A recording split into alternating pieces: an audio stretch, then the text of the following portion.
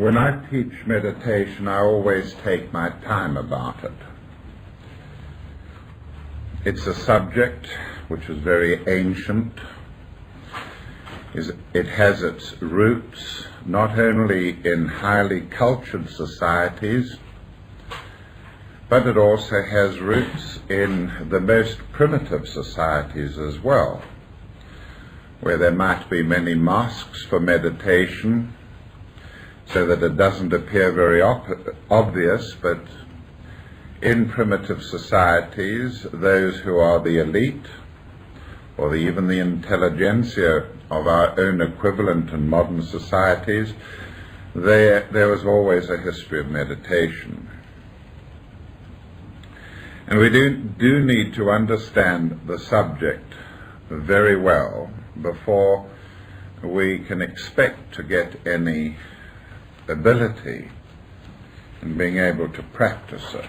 The Westerner, of course, expects a sort of a cigarette slot machine in which they can put in a coin and get out meditation immediately. Well, it isn't like that. And it's because people don't understand the basis of meditation that they don't do well at it. First of all, there are all kinds of temperaments who attempt it. And there are some that do very well at it, with very little effort, and others who struggle with it all their lives and seem to get nowhere. Last week we were considering the super-gifted, and we were examining the kind of qualities you look for in the super-gifted. And one such quality is, of course, the ability to gain access to the subjective worlds. We always say that the child that can fantasize endlessly around a single toy given it is the kind of child that you can expect to have super-gifted qualities. The child that goes through a whole box of toys, scrambling from one to another, and then discarding the lot of them at the end of the process, is a child who is going to do very poorly at meditation. Whereas the little girl who can pick up a dolly and sit happily playing with it in a corner, fantasizing, weaving all sorts of stories into the action, this is the child that will have super-gifted qualities. But you're looking at evidence of an advanced soul. The child is drawing energy from the subjective worlds. And each time she fantasizes and weaves something into the story, more energy is released into her. And what she weaves into the story is, of course, from her own externa. She will weave into the life of the little doll elements of her own life, characteristics of her mama, qualities of her papa, qualities related to the annuals or books that she looks at or reads, qualities taken from the kindergarten that she attends. All these will be taken by her, and they will be woven into the fantasy around the doll, and the result will be a constant stream of energy coming from subjective levels which will sustain the child. Now that is not possible unless there is a nucleus to the child. And by a nucleus we mean an inner nucleus, and a very patent, of course, thread, sutratma, and even the semblance of an antakarana. Many other factors may be present. The astral body of the child's lost life may be there still, as a shell, also feeding into that situation its own qualities. The rays of the child may be important, and there may be manifesting at that time. There may be an insurgence of the ray of will and power, and if the child has first-rate qualities governing her already, then of course she will be receptive to that first-ray force, and so on. We must always remember that the great unconscious has reservoirs in it. And those reservoirs must be recognized. They have rays that rule them. They have episodic periods of manifestation. Some of them are easily triggered into expressing themselves. And each one of us has potential to unlock something of those reservoirs. Now, if you understand that right at the outset of meditation, then you're beginning to know what it is you're trying to do. And people do poorly at meditation because they don't know what they're trying to do. Now, we all talk about aqueducts, and aqueducts are lovely symbols of water flowing down from mountain tops, feeding the great cities in the valley. If we were Romans, aqueducts would be very important to us. We're inclined to forget that the taps and pipes in our homes are really the equivalent of aqueducts. And aqueducts, of course, used to empty the mountain reservoirs from which they came. And places like Rome had huge aqueducts. You can still see the lovely Roman arches, remnants of them today. Naples, Rome, so on. Of course, these were ancient symbols for the essence of life. Water had to be there.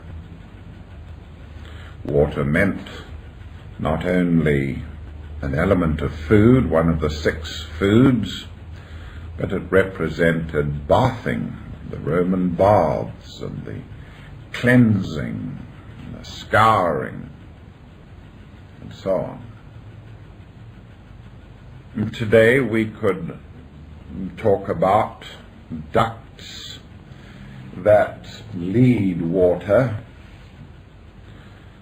from the Latin verb duco, I lead, ducts that lead water, but not water, the energies out of the world of the psyche.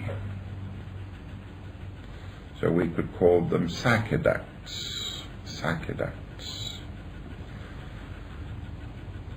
And not every person has access to them. The kind of person that will do well in meditation is the one who can continue with his fantasies, but begin to control them, can begin to use them purposefully. When I was a child, I could pick up a toy. I can remember on one occasion having a cat given to me, a small kitten given to me, and holding it in the palm of my hand and seeing it straight away as being a carpet, a magic carpet with a cat on it, being transported over cities and realms and so on. Not very difficult for me to imagine that the little kitten was itself a tom-thumb creature which was momentarily transformed into a sphinx and so on. Now that was natural to me. And so when I began to study meditation, I was looking for things that were not really there. Barriers, looking for openings and so on. I had been in great measure meditating all my life. And that is true for some people, that they have this ability automatically to unleash energy from subjective realms. But always remember that when you are wondering where you're going wrong with your meditation. Say to yourself, I'm looking for a process that is supposed to give me energy, a psycheduct that will release energy to me, just as the mountain reservoirs were released by aqueducts to the Romans. I'm looking for meaning to my life. So easy to make a fortune in the world and not to be able to enjoy it.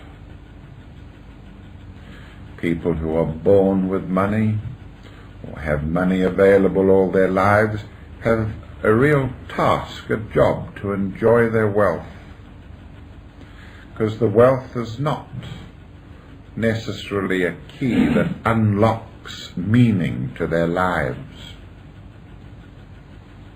And if they don't balance the accessibility of external objects which are available to them through their wealth with subjective experiences, then they're never happy. And frequently you find wealthy people who are not happy. Remember how I've often said one of the greatest barriers that a soul may deliberately choose to have in a life is to inherit money from an early age and be loaded with money. I know many individuals, sometimes, in fact, it's a tendency that they form little groups together, and nobody is admitted to the group unless they have money or a title or some sort of rank. And they meet together all over the world, and they're constantly trying to find happiness and joy. But they've made the mistake of not looking inwards, and so they can't enjoy their money. So the essence of meditation is meaning and energy. Now, many people will say, when I try to meditate, I come out of it exhausted. Well, you're trying too hard and you're doing the wrong things, possibly in the wrong order. So meditation can be a nightmare for some people, because they know they should be meditating, and yet they know that they're obviously not, and they have a feeling that they're trying too hard, and trying too hard acts as a barrier, and that's perfectly true. All of you should know today, attending this class, you should know the story of the river and the rope. The story of the river and the rope contains many important messages. And if you understand the mistakes made by the people in the land of woe, no matter how spiritual they are, no matter how many times they tell their beads, and they pray, and they cry Hail Marys, they still remain in the land of woe, because they have forgotten the fundamental of the whole matter, and that is the rope. The rope that links the land of woe, or the personality world, to the land of bliss, the land of the soul and the higher self.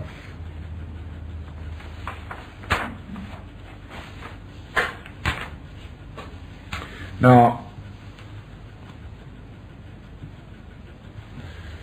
another difficulty for the masses of mankind in approaching the subject of meditation is that they cannot conceive of a higher self. They cannot conceive of an inner nature, cannot even conceive that they have a mental unit that acts as an entity, which can be controlled, which can be taught, which can be unfolded. So man's knowledge of himself is incomplete. If you cannot visualize yourself as a personality, if you cannot see yourself walking down the street, or sitting at class, taking instruction, it is regarded as a serious psychological defect. If you want to test the integration of a child's personality, ask it to draw a picture of a man.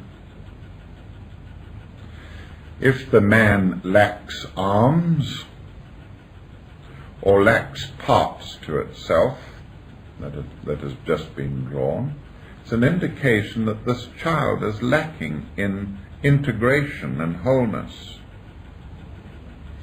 If the child tends to draw a picture of a man right plumb center of the sheet and it's nice and large, that would be an indication that the child has good elements of wholeness there. If the child draws a tiny squiggly little individual hiding itself up in the corner of the page, it's an indication that there are serious imbalances. Well, we say that this is true also of the spiritual person, who may be unable to conceive of himself as a spiritual, holistic being, as a total entity. He is seeing himself as a tiny, squiggly little physical body and can't see the legs and arms of a greater being within him.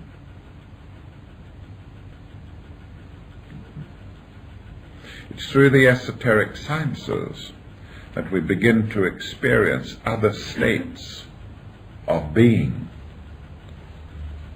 And it's through the esoteric sciences that we understand that the moment that we are mental, we are reaching into the whole of the mental world. You don't have to project there.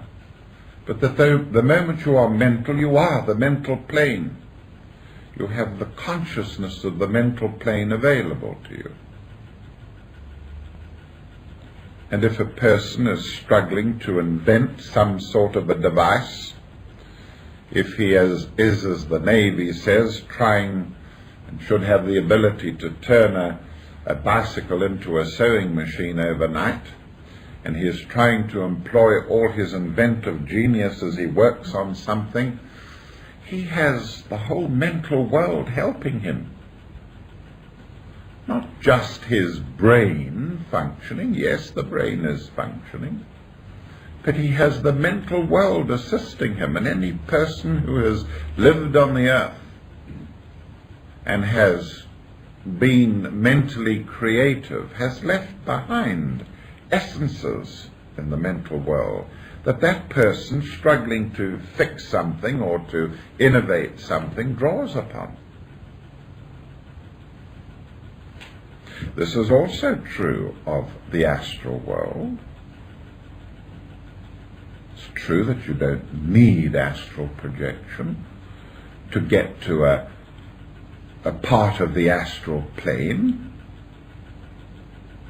The moment that you are astrally consciousness, you have only to think or to posit the area of the astral plane that you want to be, and your consciousness is there. But how many people can be conscious in the astral world? And so it's much easier to teach the techniques of astral projection.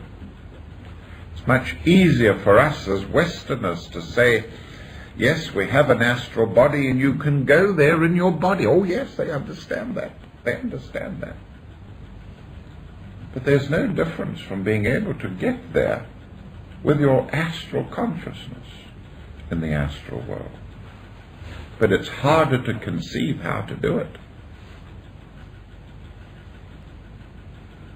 If I was to say to you, it wouldn't be true, but if I was to say to you, well, you have a nice Buddhic body that you can project into the Buddhic world and pick things up there which you would normally wait for intuitively. Oh, you would like that. Oh, yes, I have a Buddhic body.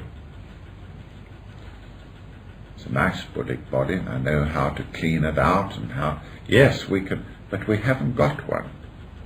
And that's why meditation is difficult. We can't infiltrate the planes of Buddhi and Atma and Manas. But all we have to do is to be conscious in those fields, and those planes are available to us.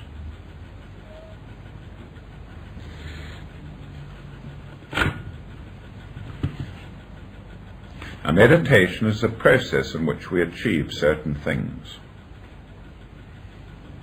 We have seen energization, meaning, and with the constant access to meaning and energy, it is possible to establish a dialogue. If you were getting a flow of meaning through to you, and one impulse meant yes, and two impulses meant no, as an impulse, meaning yes, meaning no, it's inevitable that a dialogue is established.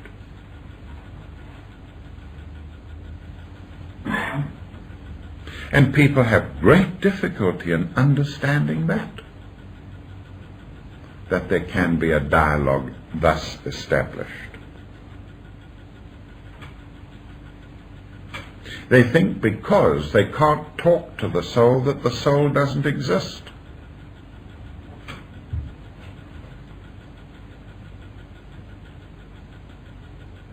Yes, we do in the early stages, or I do in the early stages of teaching meditation, seem to ramble, seem to go round and round the point.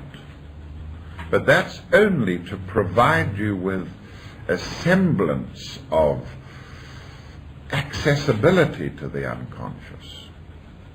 We're trying to furnish you with things that you, as a Westerner, don't normally have.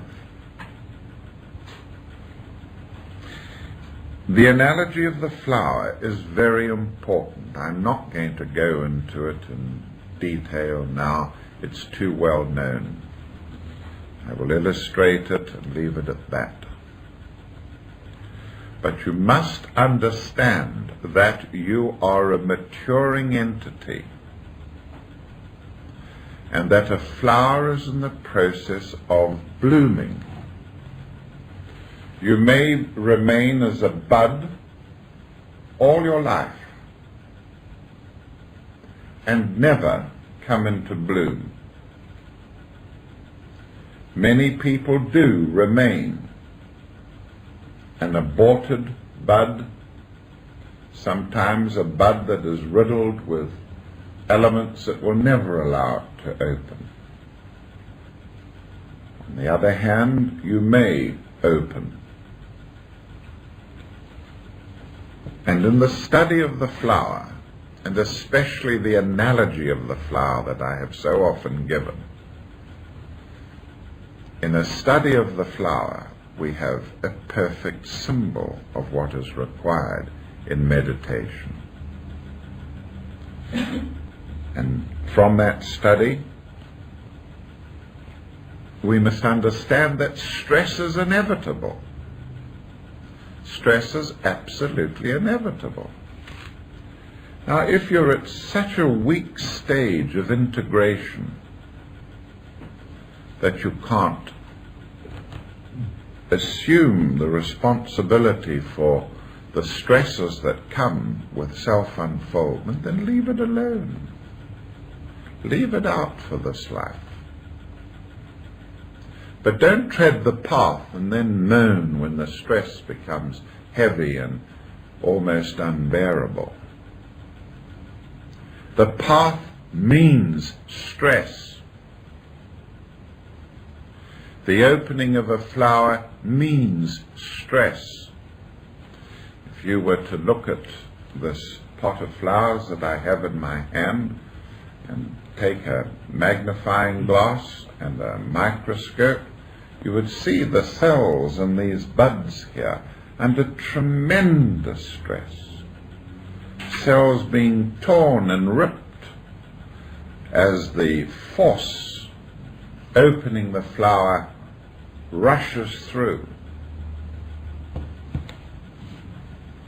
Flowers are important.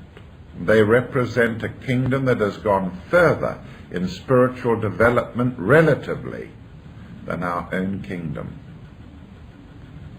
Just imagine if you could watch a kingdom in front of you, a human kingdom in front of you, opening, unfolding. Wouldn't you observe what it was doing and take note of that and do it yourself? Certainly you would. Well, we haven't got a human kingdom to observe that is ahead of us. But we have got a kingdom that is ahead of us relatively. No one's suggesting that a flower is more spiritual than a human, but at its own level, within it, the second kingdom of nature, it is more advanced than any of the other kingdoms. It is near to perfection. It is said God gave us roses that we might have memories in December. God gave us roses that we might have memories in December. Yes, and many people, like myself, will often recall the most pleasant times, the most spiritual times in our lives by associating those spiritual times with flowers, especially with roses. We can remember what the roses were like this year. We have still the last roses of summer blowing at the moment, struggling hard but making it, blowing. We have rose bushes with lots of buds that have rotted on the trees this year because we've had not enough sun.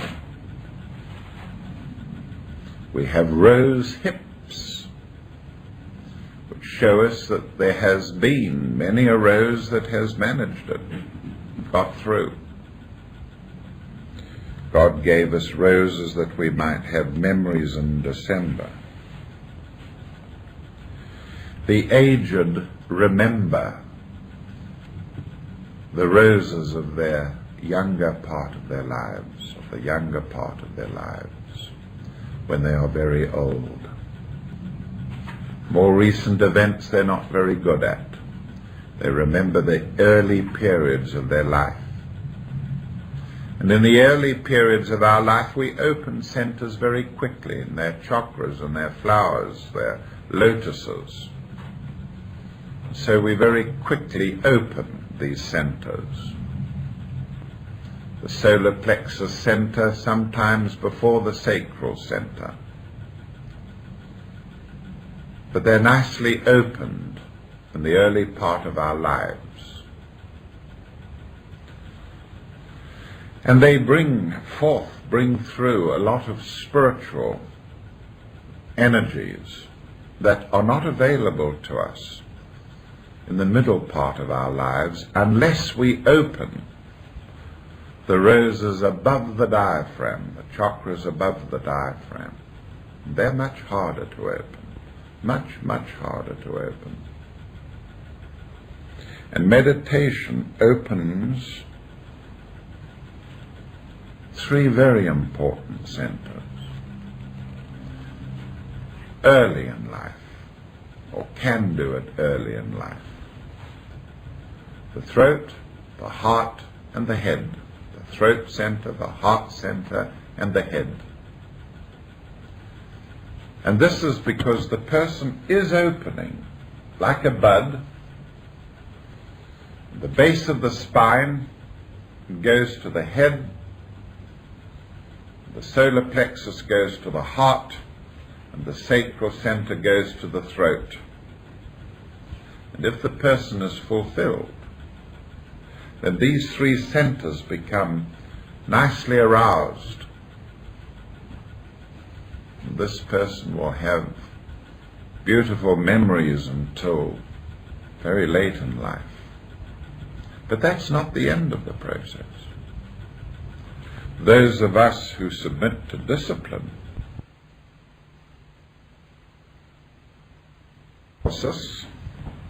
and you should have read something on Paracelsus by now. If you read Annie Besant, or Blavatsky, Swedenborg, or Eliphas Levi, you will find that they all indicate that the soul cannot evolve of its own accord,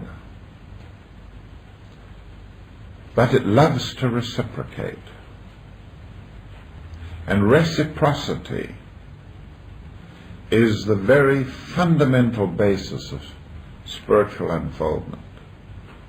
All right, in the Christian religion, God helps those who help themselves. And real effort must be made.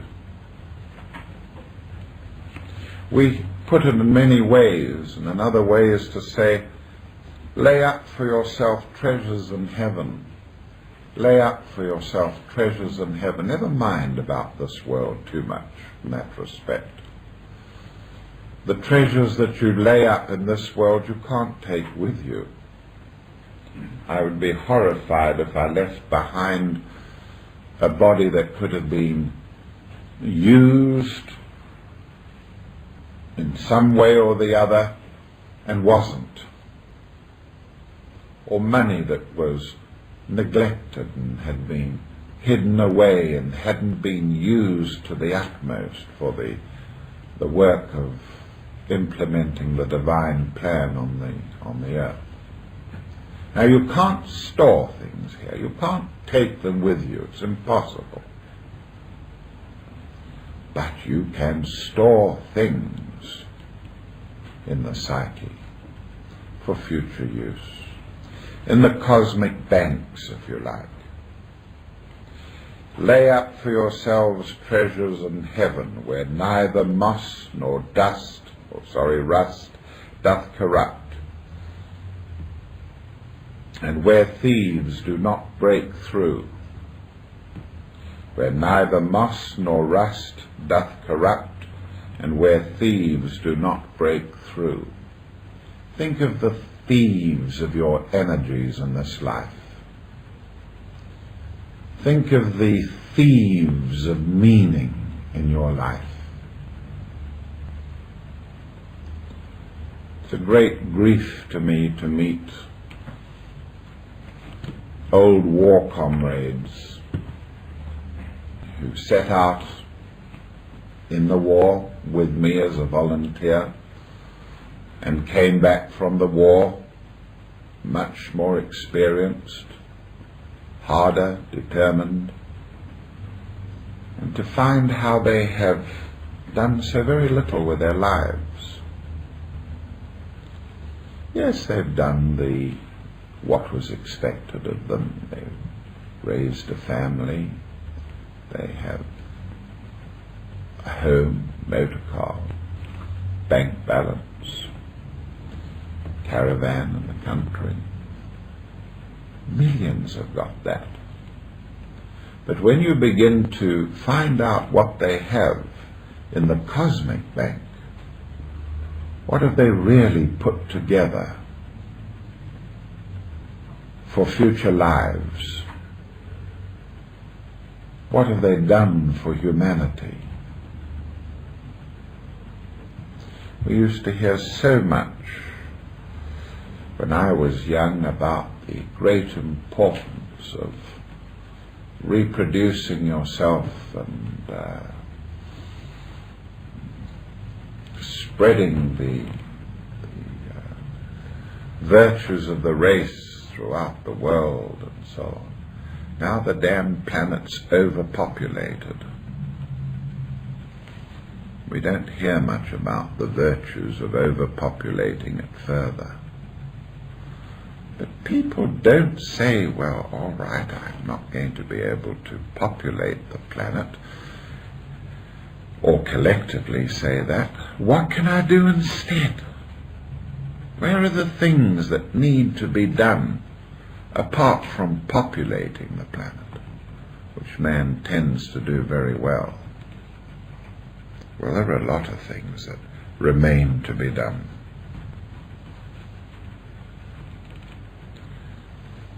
Every one of us has a rose. Every one of us has a rose. Some of you might like to call it a rose. A Rosicrucian might call it such. Some of us call it a solar angel,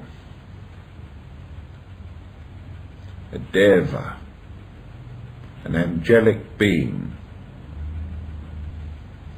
And this angelic being is not anything like any physical structure that we know on the earth. It has unusual properties about it.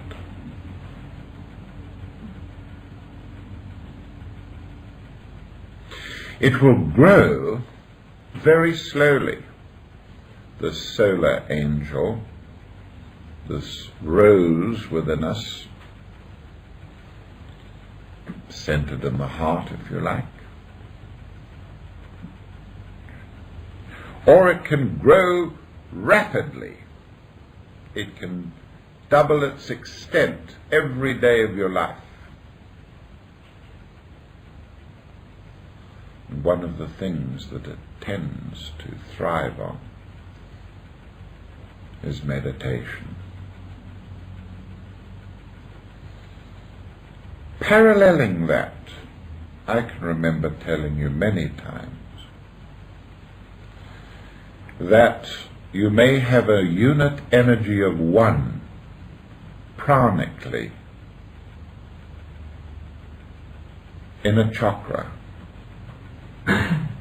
But whereas you cannot store oxygen by breathing, you can learn to store 1,000,000 times more prana in a chakra than what you may start out with. And I mention that because you should be able to correlate it with a concept of this other being, the solar being, that can be fanned into a huge solar angel, an expression of the Logos. Now there are 2 analogies given you. Now one more. The tiniest flame can start the greatest conflagration. The ancients often used to remark on this, that you could take a tiny flame, a glowing ember, and you could make 1,000 other glowing embers from it without reducing the glowing ember. Or you could turn it into a mighty conflagration, and that conflagration could double itself every day. See, there's three streams that I've given you. The growth of a solar angel in you, prana, and fire. 3 things. They all have examples in the physical world.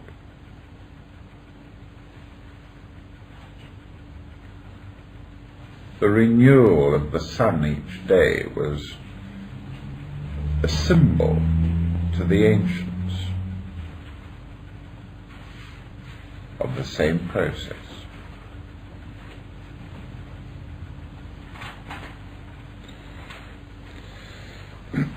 Now, in meditation, you must expect manifestations of these 3 to show themselves. Manifestation of these 3 to show themselves. There is a spiritual hubris, Hubris, a spiritual hubris.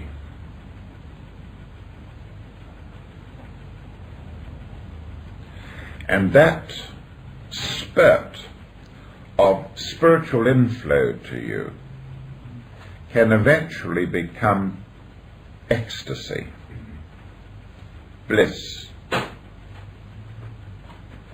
A bliss or an ecstasy that has no equivalent, although there are counterparts of it in the physical world.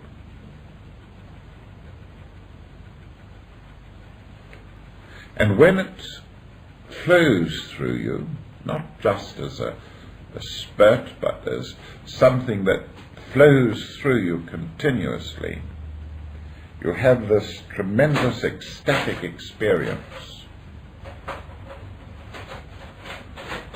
And I don't like to talk about it because when you discuss it and when others talk to you, ask about it and so on, it loses its numinosum. You can't describe it. I spoke the other night, I think, in York. No, it wasn't. It was Leeds. And talked for an hour about such matters. And somebody asked me a question. It was a person who had been smoking in the interval and brought in a glass of lager for the second part of the talk. And he asked me a question. And then he said, well, what do we get from all this? And I said, well, there's ecstasy. There is the ineffable bliss of union with the higher self, which shows itself in this extraordinary experience of indescribable ecstasy. He said, yeah, I had one of those. Now, how can you answer that? You see? It's just a comment as he flicks it. I had one of those.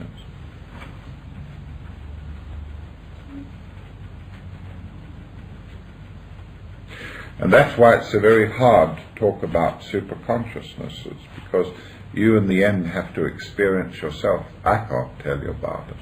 I can merely hint about it.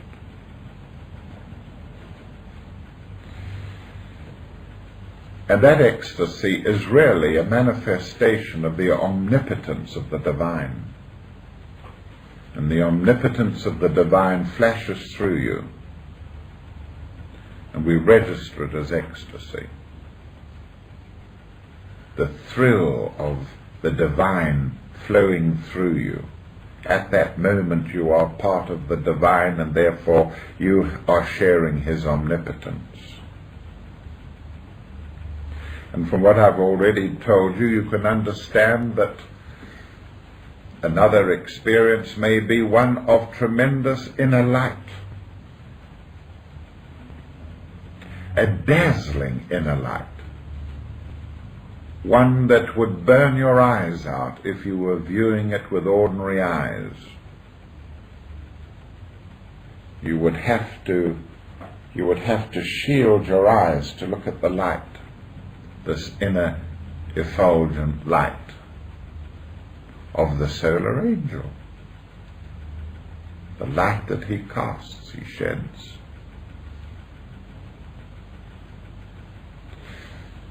And light is always associated with omniscience, omnipotence with ecstasy, omniscience, all-knowing, with light. And at that moment, you are aware of all things.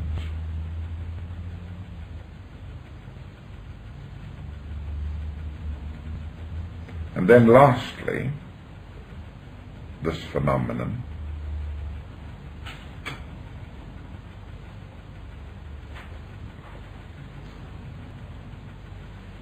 is the sensation of time being changed, slipping out of one gear into another gear of time.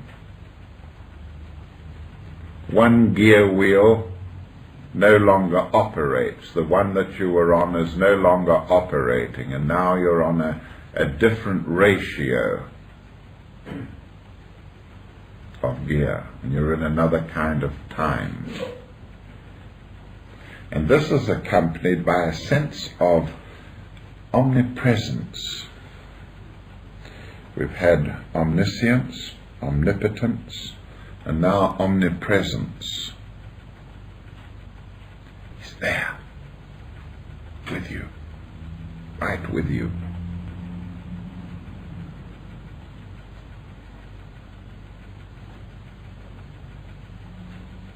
Notice the deliberate use of three words beginning with O-M.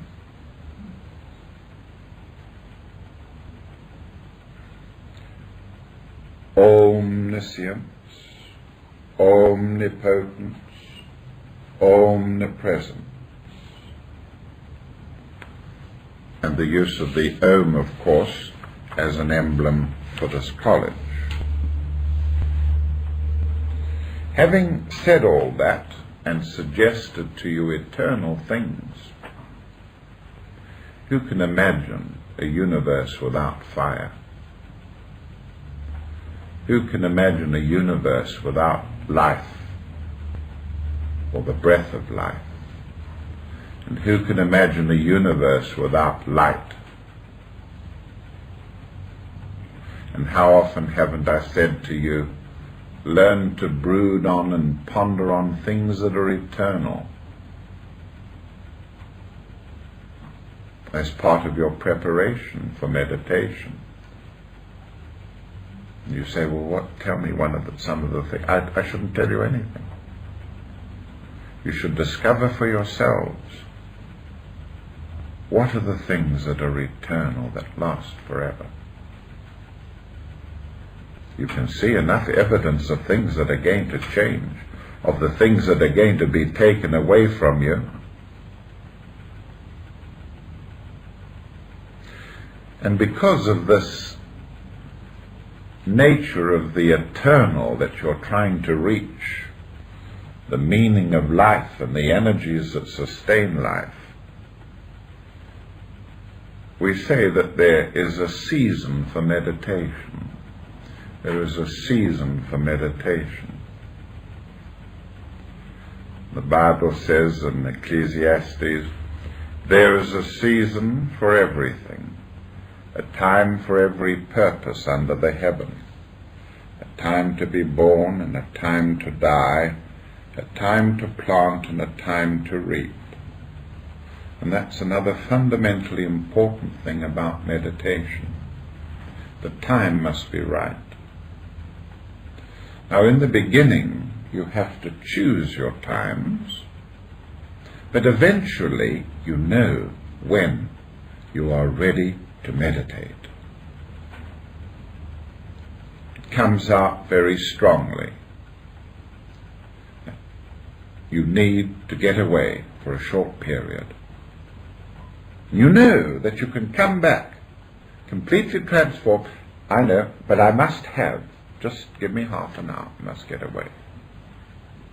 And then you're all right again.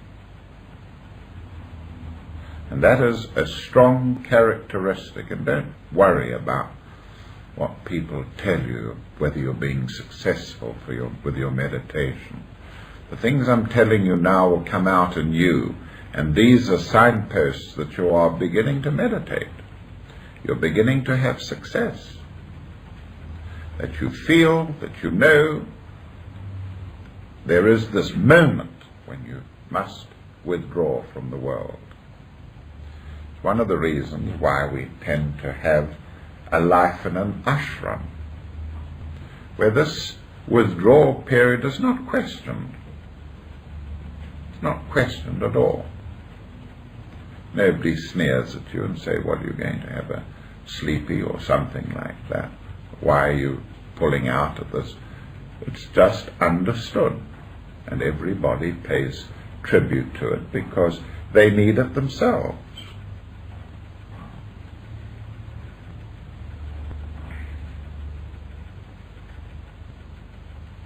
When do we then approach the precincts of the divine?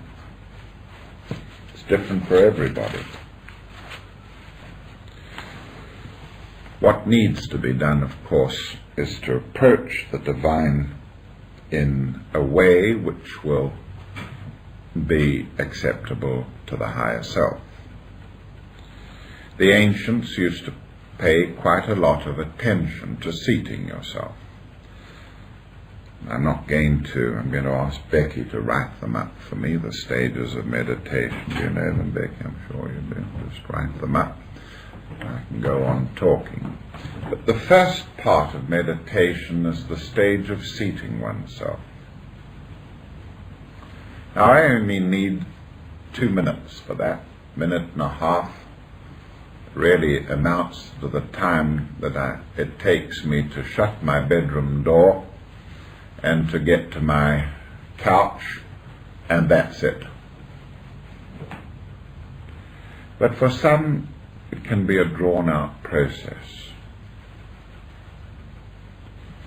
Seating oneself should be in the place that you love best in your home.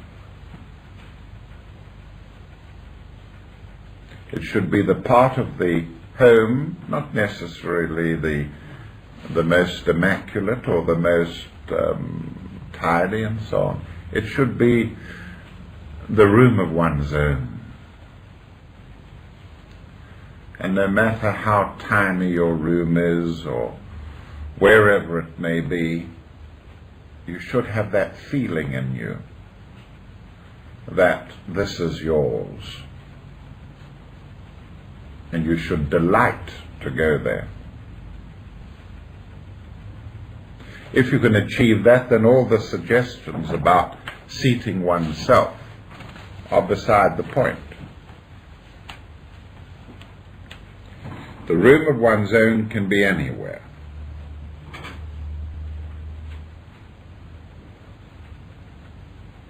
There are many famous, symbolic acts of seating oneself.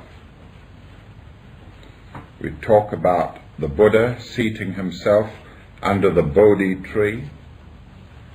The Bodhi tree that he used to sit under is said still to be there.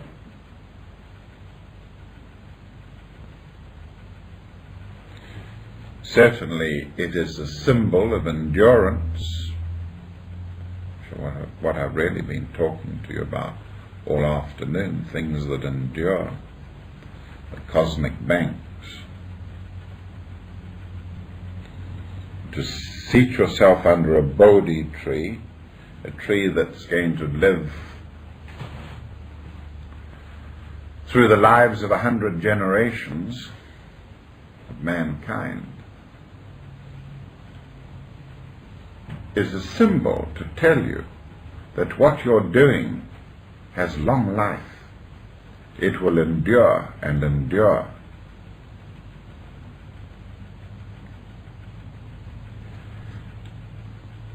the symbol of Christ walking in the wilderness, the Garden of Gethsemane, places like that, again is a symbol of the comfort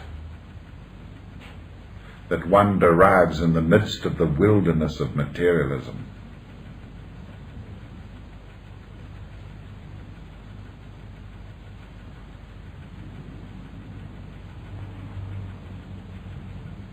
And so we say that meditation is not just a 20-minute action seized from some portion of your harassed day. It should be all the time,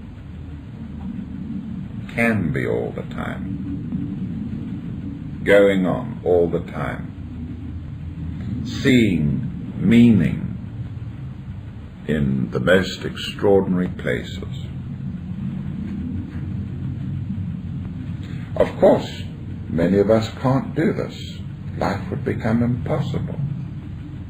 I don't think that I can watch any more refugees, whether they're from Africa or whether they're from Vietnam. I just can't take any more. Many of us feel like that at the moment. We just can't take any more. Well, that's all right. You don't have to have a nervous breakdown just in order to fit in with the demands of the meditatory process.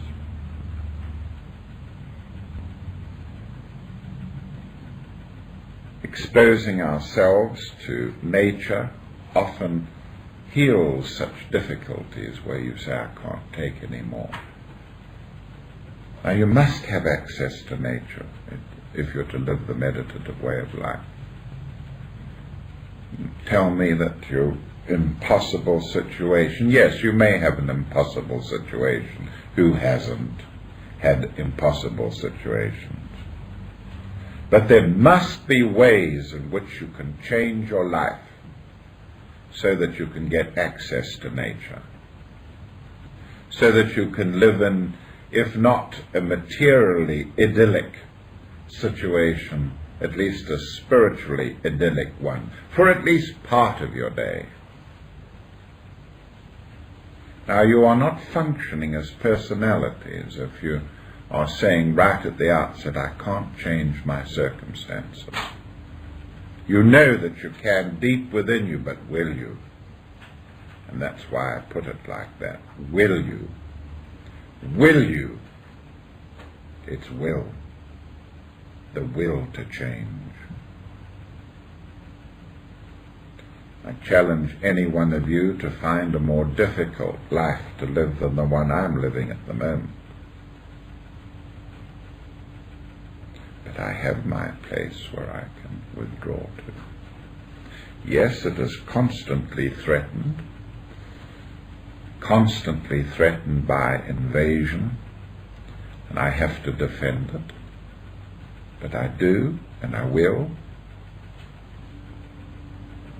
People often say to me, oh, Dr. Baker, why don't you come and have a cup of coffee with us after the meeting? Of course, the coffee, I would be then said, why are you so rude that you can't stay with us and talk for a while we're having coffee? What a lovely change for me to talk for 3 hours at a lecture and then go and talk for another hour over coffee. And so I have to put my foot down over certain things and say, no, I'm available to the public during a public lecture. I give myself just about every night of the week. That's for the public. Now, I must recoup. And you can be exactly the same. But you have to exert the will. And some of you are surprised when you're trying to free yourselves for the meditative way of life to find that you do need will to do it. And the loving embraces of those who truly do love you can be chains. They can destroy you. if these are just attachments. So, seating oneself is not as easy as it sounds. Certainly you should have a place of your own where you live. And if you haven't got it, then make plans for it. Doesn't matter if it takes 10 years, but start making plans for it. There may be emotional distractions, there may be noise, there may be any of 1,000 things, but make plans for it and use the will to get that time.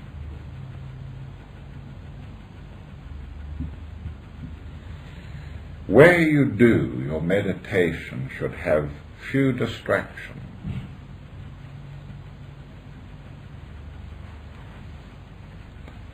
By that I mean, if you meditate in your bedroom, then really you shouldn't have the telephone in your bedroom, or the television in your bedroom, or things that can distract you. It should be a place which is there for you to do the things which are related to the path. Therefore, some people can't do these things in the bedroom. Therefore, they have to have a meditation room. That's all right. Whatever it is, you must sort it out. But it's most important that you get that organized right at the beginning of things.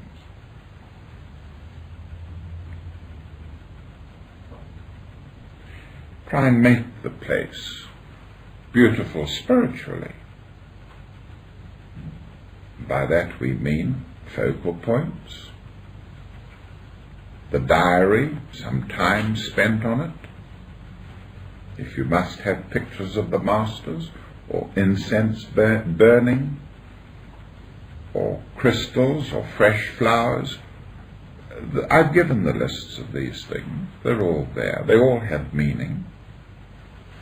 Introduce them into this room of your own, if you must have them. You'll find as the years go by, you don't need these artifices which help you get your vibrations together. Indeed, the ideal place in the end is a room that has very few distractions indeed. And really we're talking about the old monk's cell. My own home is gradually disappearing under walls of books. Very hard to live out a life as a teacher in the esoteric world and to end up with a single wall in your home that isn't covered with shelves and books and so on. But that's my problem.